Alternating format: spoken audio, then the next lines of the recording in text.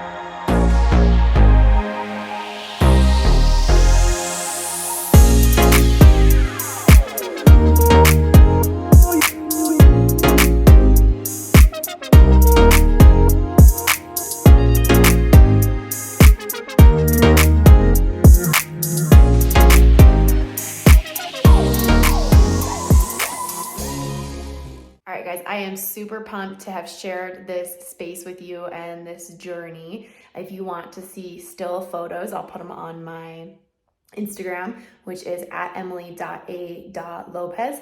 And if you want to see any of the tutorials on the curtain rods or the LED color changing cloud lamps, those are going to be on my YouTube channel. So please feel free to check those videos out too. And I hope this was fun for you guys. It was fun for me. If you haven't already, please take a second and subscribe to my channel and hit the like button, and I'll see you on the next video. Bye.